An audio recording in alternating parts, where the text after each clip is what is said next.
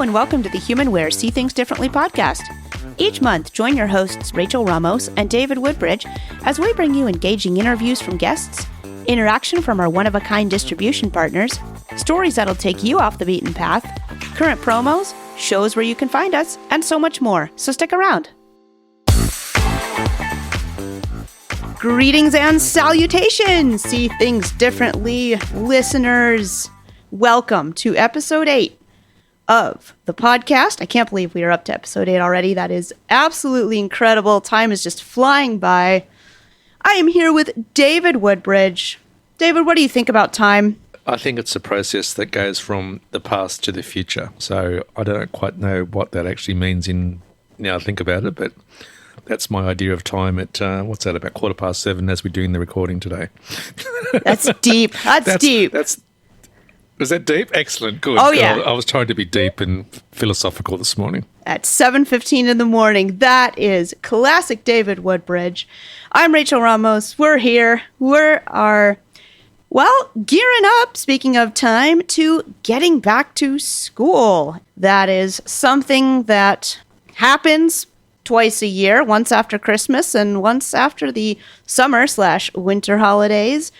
And to do that, we wanted to bring on board a pro, a person who is involved in the school process, a TVI, because we have lots and lots of questions. And I know that this TVI can answer all of them. No pressure. No pressure. None at all. But it is my pleasure to introduce MarLisa Jacobs from New Mexico. I've had the absolute enjoyment of hanging out with her at various conferences. And she just works so hard for her students and the ones that she serves. She does a lot of work with Monarch. MarLisa, first, welcome to the podcast, and tell us a little bit about you, how long you've been in the industry, what do you do to prepare for going back to school, and how do you get ready to have a successful year? Well, first of all, thank you for having me. This is a fun experience. And so I have been a special education teacher since 1995. But then I changed over and became a teacher of students with visual impairments about 10 years ago. And it is the absolute fit for me. I love my job. I love working with students who are blind and visually impaired. I love getting them access to devices that are going to help them succeed in school. So that's who I am in working with students.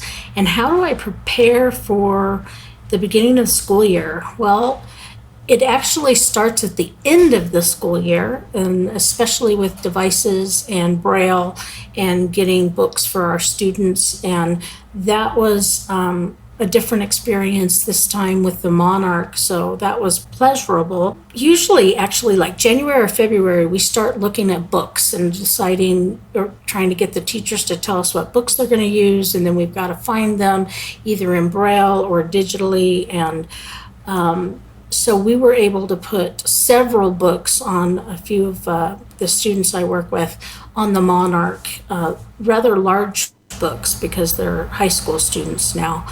And so that was helpful, and it's helpful for the student. The student just loves being able to get them digitally, to be able to access them quicker and have them all on one device as opposed to, oops, I got to go back and get that volume. It's in my classroom.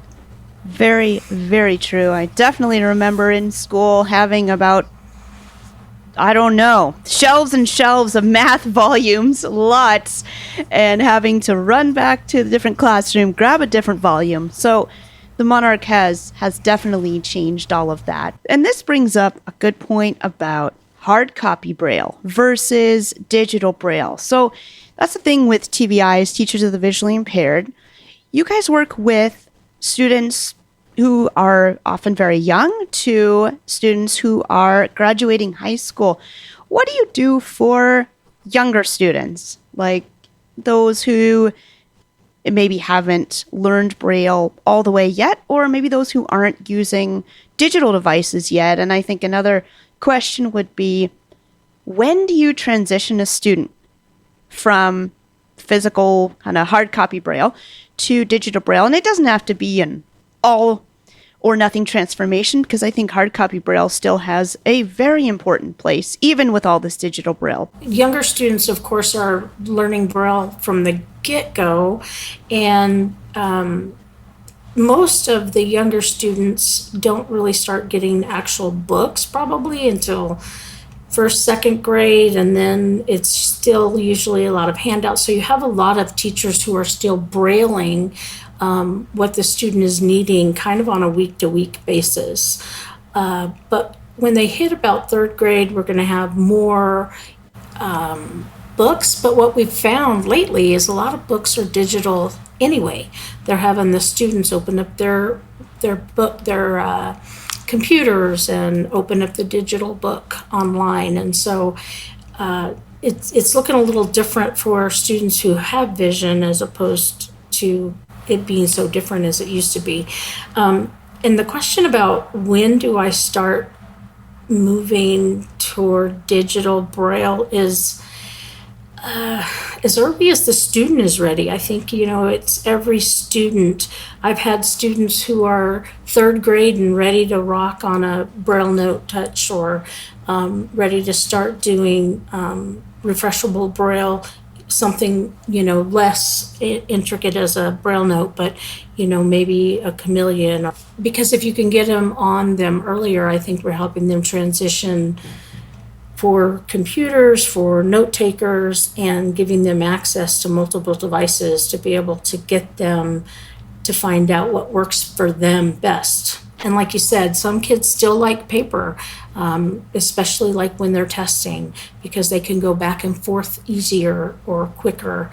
However, I have a student using the Monarch last year and this year, and she's really starting to be able to work the Monarch to where she can move in the book on the Monarch equally as quickly as she can in a book, if not faster. Something I thought of when you were mentioning you have a student who's a rock star on the Monarch and flipping back and forth between maybe multiple pages of images almost as quick, if not more quickly, than a physical book.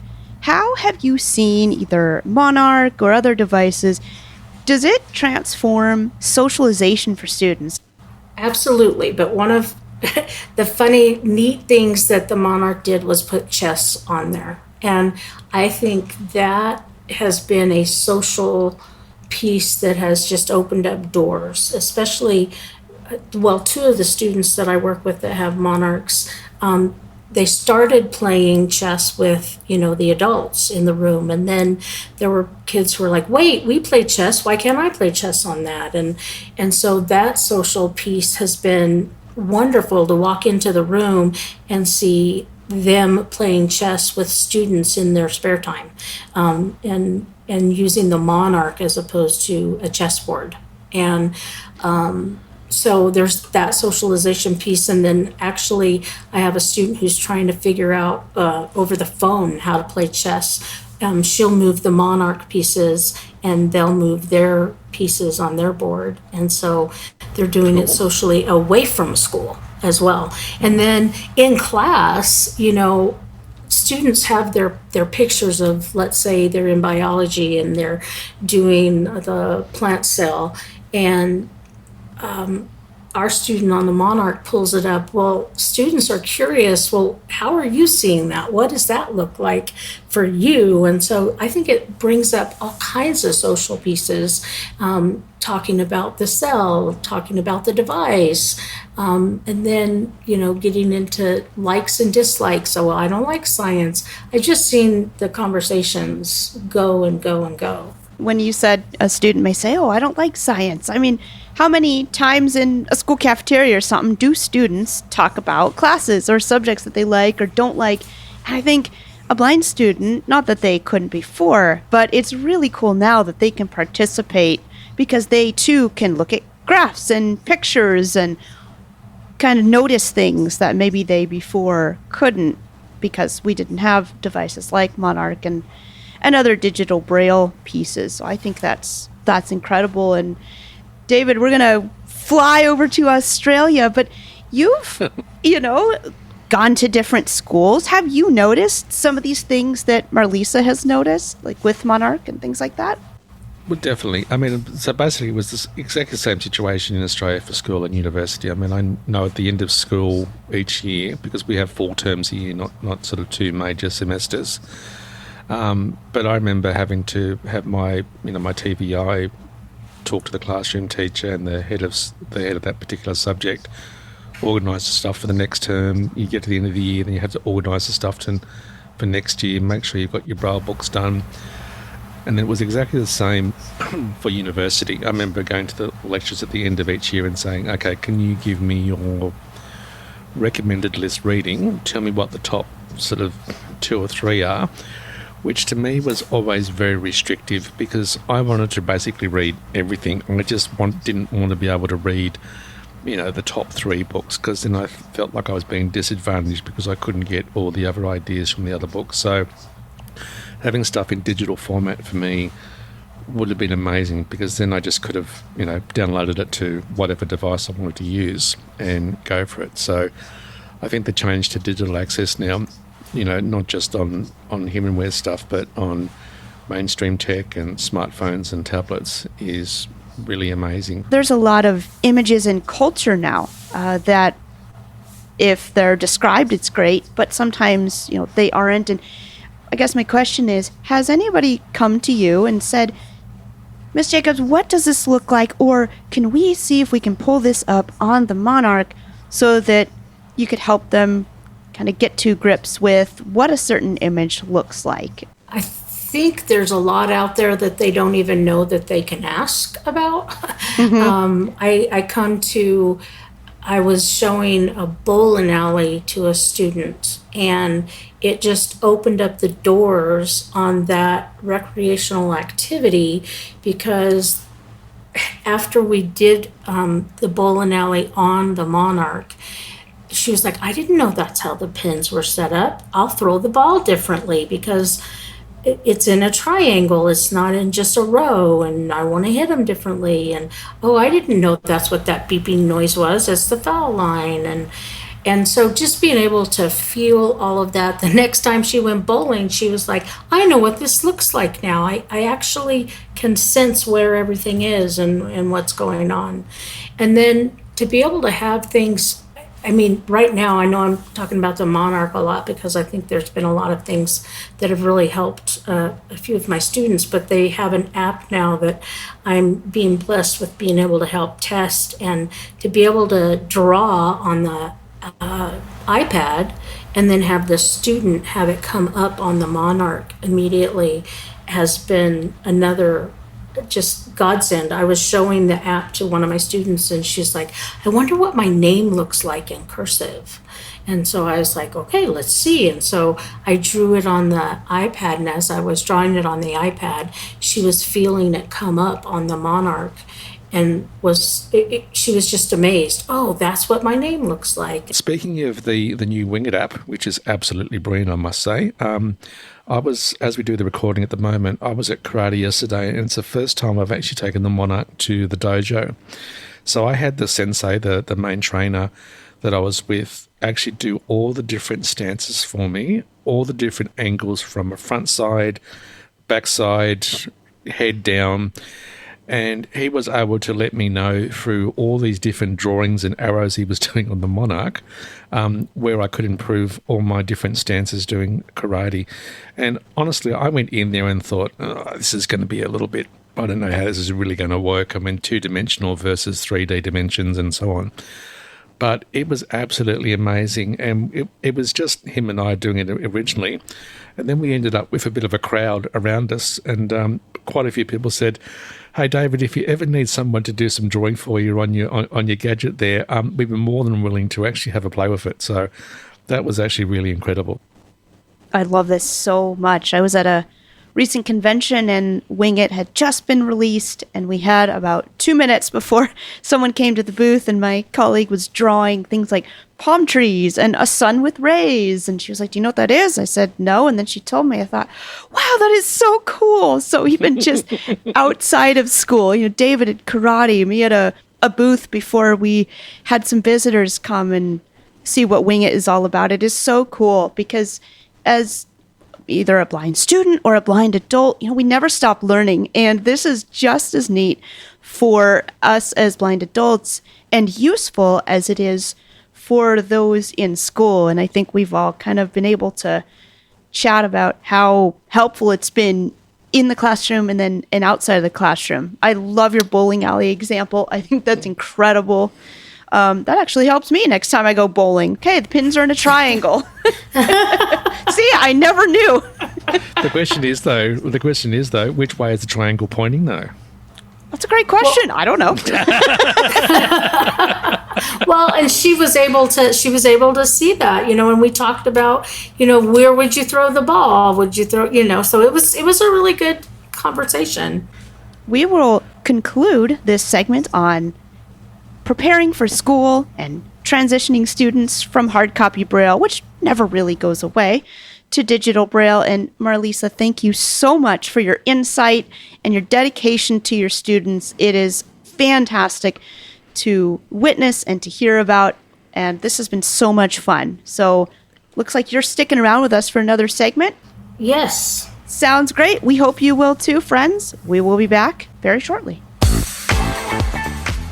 Welcome back to the Hot Topic segment. This is a fun one that we do each episode, and we pick a topic that we may have differing views on and just unpack it a little bit.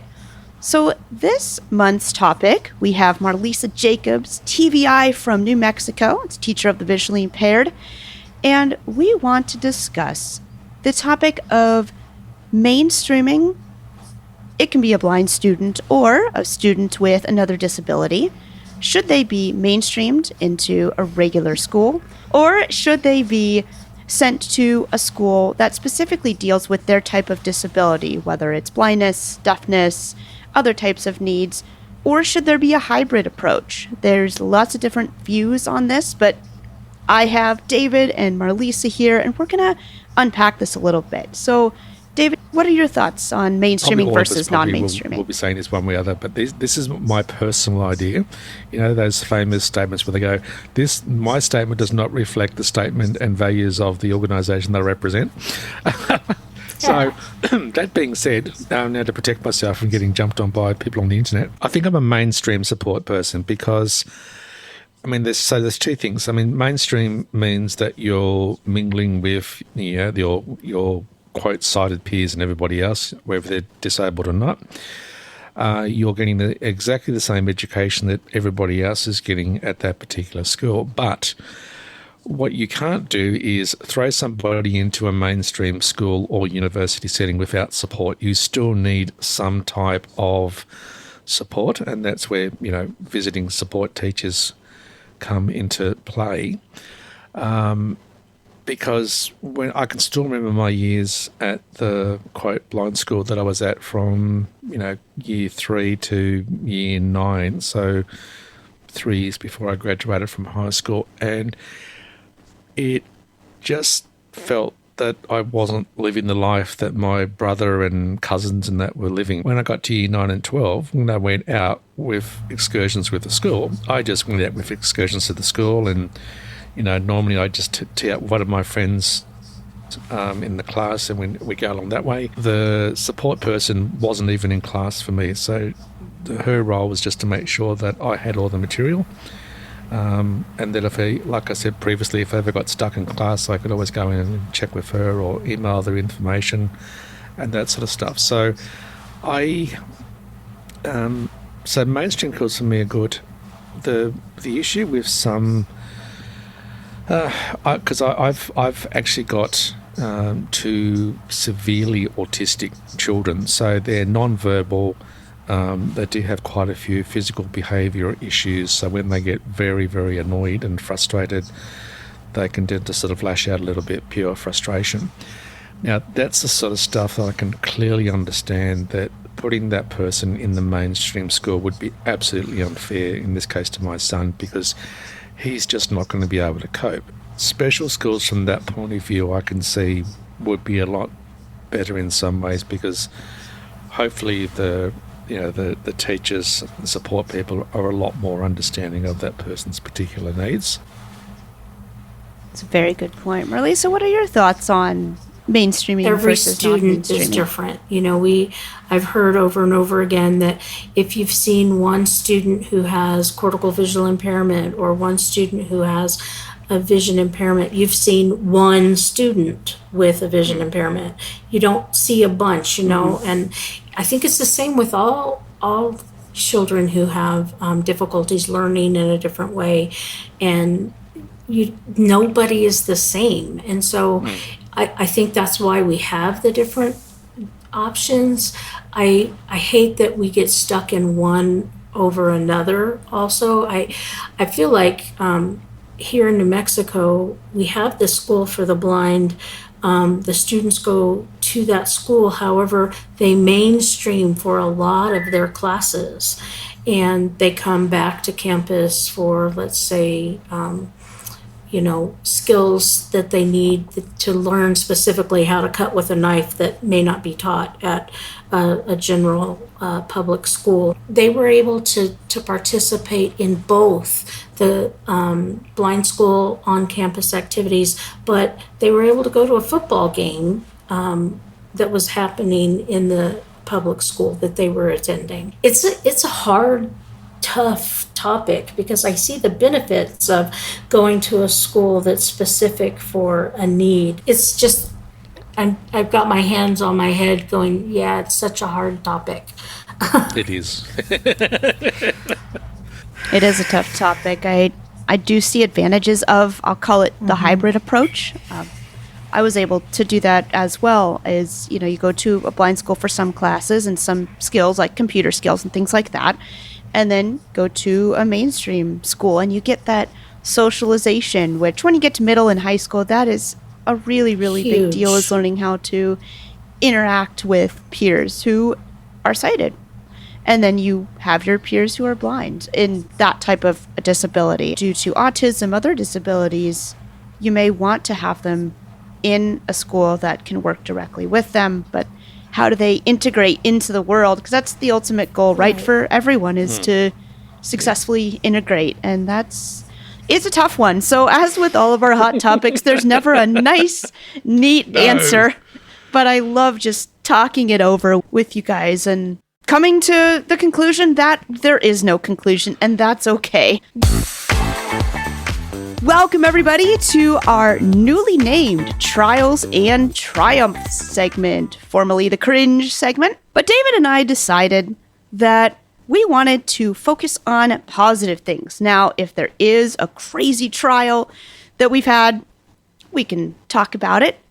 But I thought this would also be a good segment to focus on some of the wins that we've experienced or victories that happen when we're just out and about, traveling, and living life. And what's really exciting is MarLisa has chosen to stick around for this segment as well. So she has some experiences that she would like to share. I'll just jump in, and over the last month or so, I have a triumph that I want to share, and it involves the Waymo autonomous vehicles.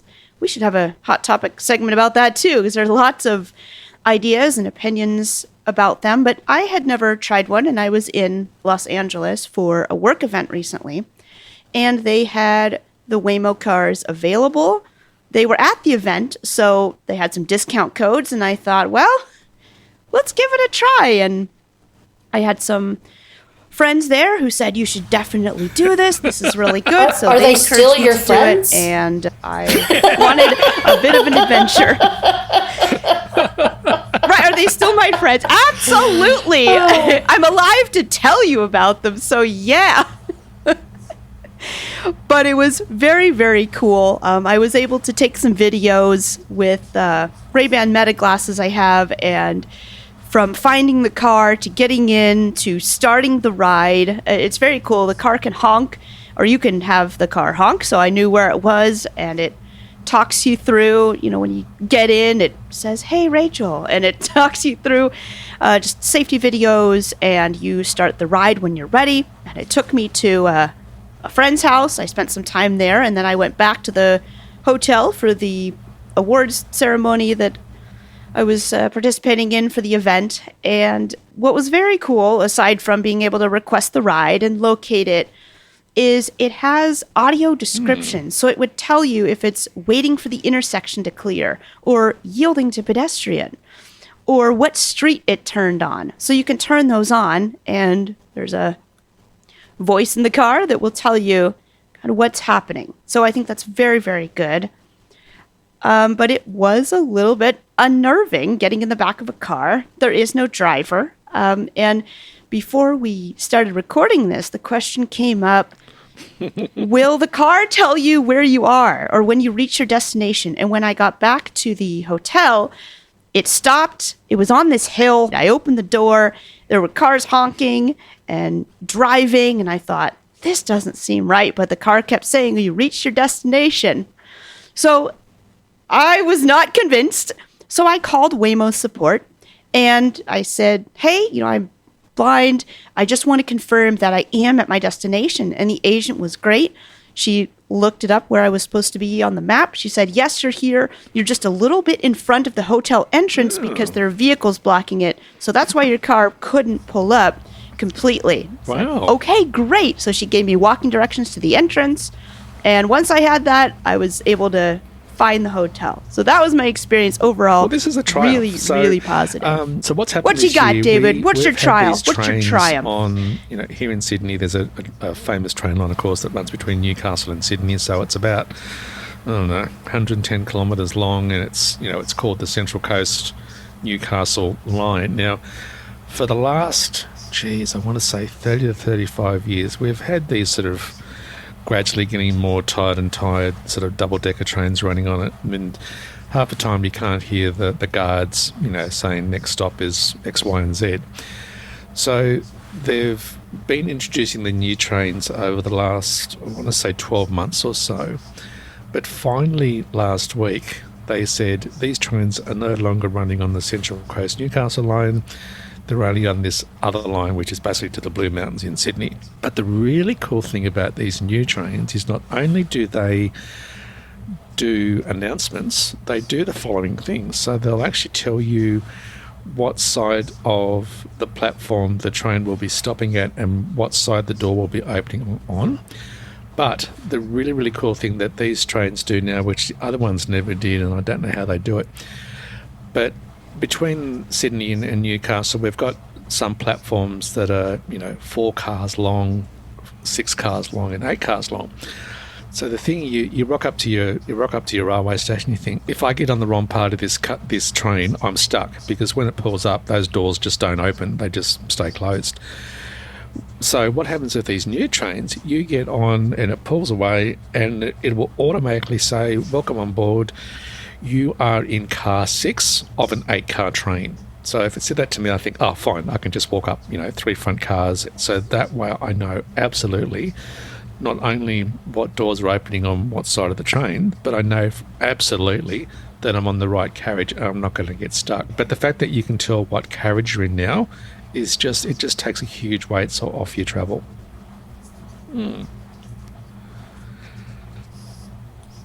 Yeah, I'm just waiting It's the for little the bar things, and right? the Just coffee those lounge little and things that make travel so much easier. That's it. Yeah, right. How do I get those, and what car are those in? Well, my triumphs may MarLisa, seem talk little to us. compared Tell to us about those. your However, triumph. I am assistive tech specialist, and sometimes we don't think about, like you said, those little things that are going to make a big difference. I was working with a student who was just struggling, bless her heart, to see the board, to see the paper in front of her. And we had tried one thing after another. And I came in and we had this simple magnifier that you could put paper underneath it and read up close. And it had a camera that you could flip to the board and see the board. Well, all of that was great. She loved it. She was like, yes, I want to use this. And I was having her play with it to just kind of make sure if she had any questions. And she started crying. And I was like, oh my gosh, what did I do? What happened? What did I do? And the assistant who helps her in a lot of her classes was standing in front of her, and she said, I can see her face. She's so beautiful. I was like, oh my gosh, the things we don't think about that happen. And so that was a triumph for me, that she was able to feel the connection with the person that's been working with her the whole school year. And it just took a simple magnifier to do that.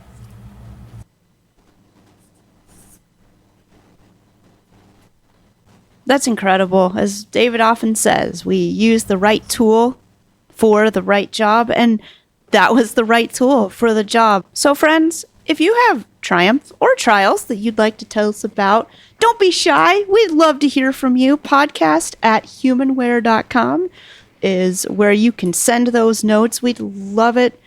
Tell us your stories, because we have plenty, but we know you have plenty as well. Welcome, everybody, to the Partner Corner segment for this episode. It is so exciting that I get to go a little bit north of the border here and talk to someone from Canada. It is my pleasure to introduce Erin LeBlanc. She is an assistive technology specialist at Neil Squire. And Erin, welcome to the podcast, and I'm so excited you're here. Yeah, thank you so much, Rachel. It's I'm excited to share all the good about Neil Squire and our connection to Humanware and all the love and joy that we have in assistive technology collaborations. Love and joy. That is something we have in abundance when it comes to assistive technology collaboration. I love how you put that. Tell us your story. How did you get into the industry and meet up with Humanware and start this awesome partnership?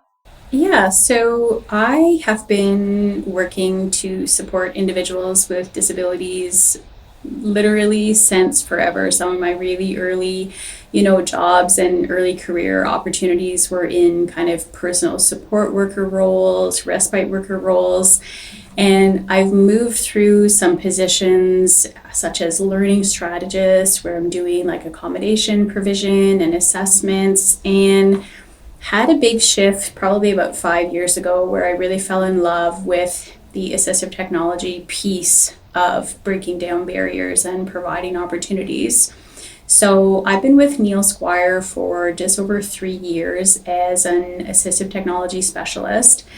And Neil Squire is a Canadian nonprofit organization, and we serve Canadians with disabilities. So we're not specific to the blind, low vision community. We serve individuals with mobility impairments, hearing impairments, learning disabilities. We have a whole portfolio that is really ready and willing to work with those struggling with mental health concerns. And I got connected to Humanware in a pretty special, natural way when I ended up sharing airplane seats side by side with a gentleman by the name of Mathieu out of your Quebec, Canada office. And we were both on our way to the Assistive Technology Industry Association conference that happens annually in Orlando, Florida. That is absolutely incredible. Yes, Matthew Paquette, he is our product manager for Stream and Stellar Trek and Odyssey and so on. And you can't network any more naturally than that. I just love that. And so what was the conversation like where Matthew maybe mentioned what he did and you thought, hey, this could really fit into what I do into the organization? How did that materialize? So I really began exploring solutions and technology for individuals with total vision loss and low vision about a year and a half ago, when I met a beautiful woman who, I share her story so often and I might even get emotional, but she is a newcomer to Canada. She arrived as a refugee with her family and just had so many layers kind of facing her for securing employment and housing and everything else. And she is blind and she is so motivated and she wanted to become computer literate. She wanted to enter the workforce. Like, she's a dreamer. And I began working with her, and she has sparked me so many times to ask those questions like, hey, when you have someone who has never used technology, when you have someone that's never explored even visually what the alphabet looks like, so to kind of go down the road of a QWERTY keyboard, you have someone that's never learned Braille, you have, all these kind of factors that just made up who she was and her learning opportunities, hit me. And Mathieu and I were sitting beside each other, and I had met another really special individual, newcomer to Canada, similar story. And he actually was a Braille reader, and I knew about the Braille Note Touch Plus. I'd kind of seen it in action, heard about it. And Mathieu and I just started this beautiful conversation about, like, why would you go in this direction? Why would you continue to encourage Braille versus maybe exploring some other softwares? And so it was great to have someone who's really, this is their bread and butter. And when the more kind of specific questions that I asked, the more feedback he provided and the more examples he provided, and went way above and beyond. Like, we shared a taxi to the hotel. We met up like various times over the conference. And when we both landed back in Canada, he coordinated a meeting with someone who was really able to speak to the different Braille devices that HumanWare offers to really do like a really special pairing with this individual. I gotta ask, 'cause I'm always curious, what would you say is your favorite piece of technology that you've gotten to introduce to maybe one of your clients? I know it's a tough one. Like, just within the HumanWare inventory, or am I going big ocean of options here? Let's do one of each. Let's do one thing from HumanWare and one thing from something else that you have experience with. I think from HumanWare, the Victor Reader has been just like a classic that a lot of the individuals that I support that are, of a particular age and have a particular comfort with that style of device, just providing that auditory feedback for reading support and digital document support. It's just such a handy, small, user-friendly, compact device that I find it so multifunctional and really, really easy to use for even like a debutante technology person. So it's one that I've recommended a lot and trained on a few times with persons who were very like opposed almost to the introduction of more advanced technology. So that would be my go-to. I really like the design. Again, just it's very intuitive to use, so it's not burdensome. It's really not something that has been difficult to kind of have really good implementation. Like, we do often, unfortunately, see very specialized, complex technology be recommended and purchased and paid for, and then it just ends up collecting dust, Sure. Or it's not really being used to its full capacity because of the learning curve involved in really being able to use it. But the Victor is a great one. I think it's just really well designed and serves a lot of purposes. So I think I'll go with that one. I love it. I love that. It's a great choice. One of our most popular products. How about your other one outside of what HumanWare offers? I will say that just in terms of a device that can do so much for so many like high incidence learning disabilities, the accessibility settings that you can change at no cost very easily within a lot of the Apple products. I recommend a lot of Apple products, not because of specialized apps that you can put on them, but really because of how easy it is to make so many good modifications to the device and the interface and accessibility.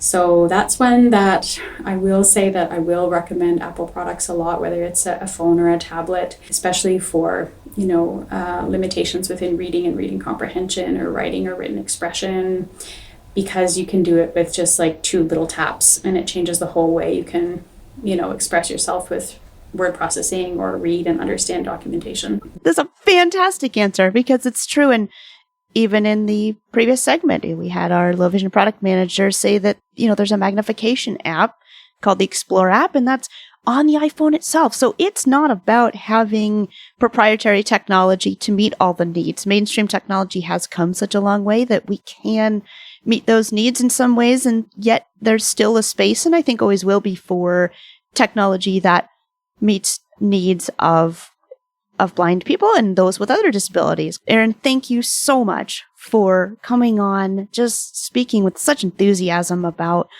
what you do, how you're partnering with us to fulfill that mission, and it has been such a pleasure. I will say, because I want, Humanware and also other partners out there to know that we really value the relationship. I've had really beautiful success, having devices sent out for people to trial before purchase. And I know that perhaps the rules are a little bit different south of the border, but at least here in Canada, it's so important sometimes to really have a trialing opportunity, especially when some specialized technology does have a price tag that is not always accessible to everyone or available to everyone. So I just wanted to send out some props to the partnership on that side as well. If there are on-site demo days or loan libraries, no matter where you are in the world, those resources are available. They exist and are worth checking into, so you can see if a piece of technology is going to meet your needs. Well, thank you again, Rachel, for having me on today. It was really fun. Welcome, everybody, to the Tips and Tricks segment of this episode. And it is my pleasure to welcome back Roger Steinberg. He has been a guest on our podcast before, and we are so lucky to have him. He is our low vision product manager, and he is going to share some tips and some tricks about magnifiers and which one to buy. Because as we know, when making any tech decision or any bigger purchase, there's a lot of choice, and it's hard to know which choice to make. So out of our low vision products, Roger's going to go through them, and we'll just have a quick chat about which ones meet which needs and which one might be best for you. So Roger, welcome back. Hey, Rachel, thanks a lot. I'm just so happy to be back again. This is one of the fun parts about the job is doing this. And, this afternoon I'm going to a conference to meet and greet and show our solutions to individuals who might have a need. And those are the most exciting parts of the job is helping people to find something that really helps them out in their day-to-day life. But as you know, Rachel, picking a digital magnifier isn't just about zooming in and zooming out. It's about finding the one that fits the needs of the user just right, like in Goldilocks and her trying to find the porridge, going from chair to chair and crunching one, and one's too big, one's too small, one's too complicated or just right. So that's what I hope to do today, is give folks some guidelines to think about when they go to buy a magnifier. Sounds fantastic. So let's start out then with our smallest handhelds, if you will. How would somebody decide, do I need a 5-inch magnifier or an 8-inch magnifier? Yeah, so I think, Rachel, it comes back to, I created a little mnemonic here, and if somebody wants to send us a better one, I'm all for it. But simply put, it's like what every tech fan buys. And it's a simple way to think about 5 key areas when shopping for a digital magnifier. So the very first thing, and probably the most important to consider, is that W, the what. what do you want to do with this magnifier when you buy it? So an Explorer 5 or an Explorer 8, those are two of ours. Obviously, there are others on the market. But again, it comes back to starting with your purpose. Are you looking to read your mail? Are you doing crossword puzzles? Do you want to look at family photos? Or maybe you need to fill out forms or see a whiteboard in a classroom. So this one question, what do you want to do? The what is going to help narrow the choices down very quickly. What do I need this for? So that's the starting point. So the following question, after you answer the what, is the E or the every. It's the environment. Where are you going to use it? So if you're going to use it at home, you probably can get away with a larger desktop magnifier like our Reveal 16, although there's a plethora of desktop options on the market. But if a user is going to go from, say, class to class or going to appointments, or maybe it's just for I'm going out on the dinner, I'm going grocery shopping. So those lend themselves more to the first products that you mentioned, maybe that 5-inch Explorer or the 8 or the 12, depending upon the environment where you're going to be setting up. So some people need both. So again, I would come back to the user and say, think about your day-to-day routine and the environment where you're going to be using this device most often. In today's digital world or landscape, like you mentioned, maybe you'll need a 5-inch for spot reading. Maybe you need an 8-inch for a more involved task. It's no different, I think, than folks having maybe an Apple iPhone or Apple iPad or some type of other tablet or computer. It just comes down to the different tools for the job. Now, you mentioned desktop magnifiers. Let's jump into the next category, if you will, of the 12-inch and 16-inch. What do you tell folks who might be interested in those types of magnifiers? Yeah, so again, you have your first two questions that you've answered, the what in the environment. Now you're starting to get into, as you cross over sometimes into our 12-inch, which we have a Connect 12, it's called, and we have a second Reveal 16. I is for intelligent. So we move into the level of technology comfort. And you mentioned a minute ago the iPhone and the iPad. Some individuals are not comfortable with those. They're just too deep. I was talking to my mother this morning. She's like, I don't know what to do with a cell phone. And so we start diving into, is the user comfortable with touchscreens and applications on their phones and things like that? Or do you want something that just works with 2 or 3 buttons where I learn, I press this one to zoom in, I press this one to zoom out, and there's one other that changes the colors for me, and maybe a power on and off button. So some people really prefer a simple tool that starts those smaller solutions that you talked about, the Explore line. But then if they want to get into text-to-speech, capturing a document with the device, having it read aloud back to them, accessing the web, using other applications and things like that, that's where our Connect 12 tablet-based solution, the Reveal 16i, and our latest solution, we have a Prodigy software that comes in a number of different configurations. Those open up the world of more advanced technology for those that have a higher level of comfort. I love that you mentioned being comfortable with your technology. It's such a big consideration. We manufacture technology, of course, that's meant to be easy to use and intuitive.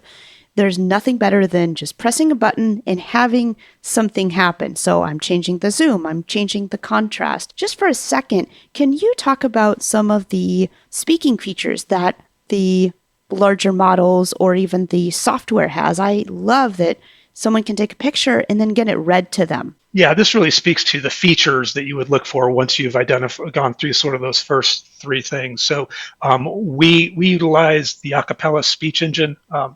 Folks that are new to the world may not recognize that name, but these are high quality more human sounding voices. They actually use neural text to speech now, which is modeling off of actual human speech.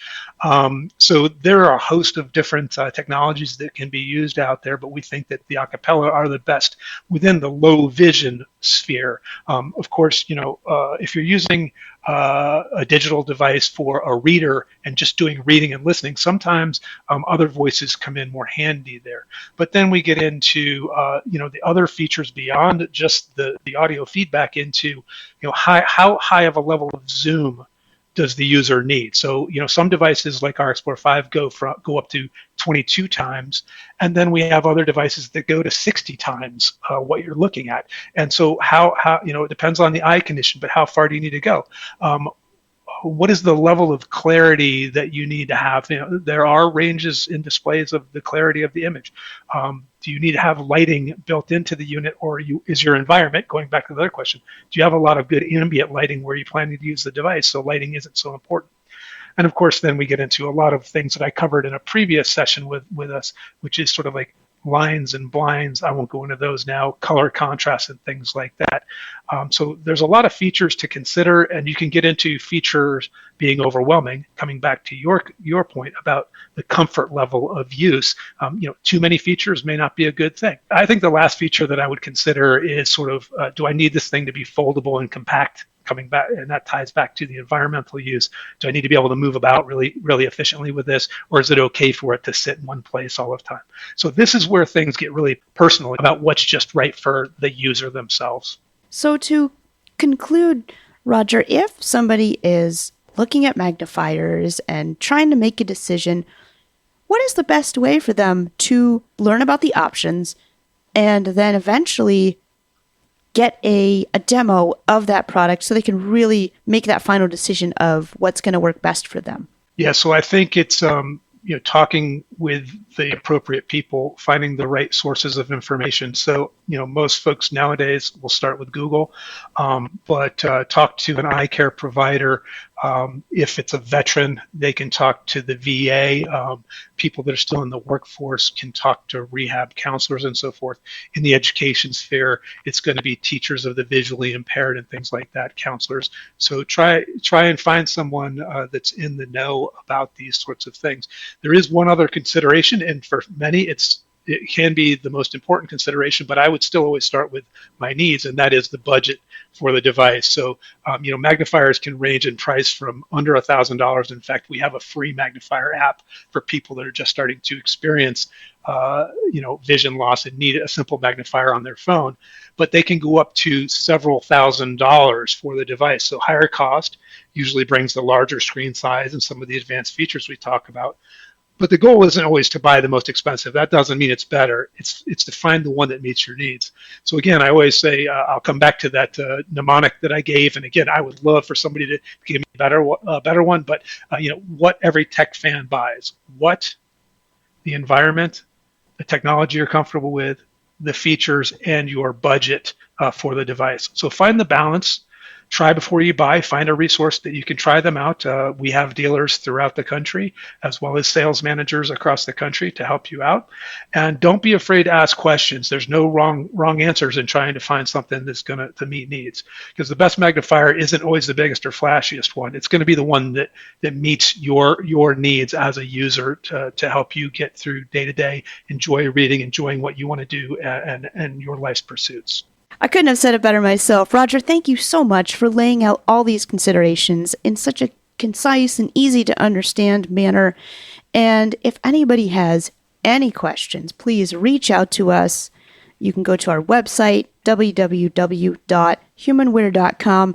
We have lots of resources. You're not alone. I know sometimes with changing vision, it can be overwhelming and it's not easy to find what's out there, but HumanWare has been around for a long time, and we want to help in any way that we can. So, Roger, thank you so much for sharing your expertise with us, and you will be back on a future episode. It's good fun, Rachel. I appreciate being here, and I definitely look forward to the next go-around, whenever that may be. All right, friends, welcome to the upcoming shows segment. As mentioned in the previous episode, where things were slowing down a bit, things are now speeding up, and you can find us in several places around the country and internationally. So I'm here to tell you about the upcoming shows in August and midway through September. Starting August 14th through 16th, you can find us at the National Federation of the Blind, the NFB. We will be in South Carolina at the Doubletree, and that takes place in Columbia, South Carolina. August 21st through 24th, you can find the NFB in Arizona. We will be at the Hyatt Regency in downtown Phoenix. Come say hello to our distributor Digital Apex there. August 22nd and 23rd, we will be at the iCub Admin that takes place in Iowa, and we will be in the Holiday Inn in Des Moines. Cruising on into September now, on September 11th, the National Federation of the Blind, we will be in North Carolina at the Marriott, that is in Carolina Beach.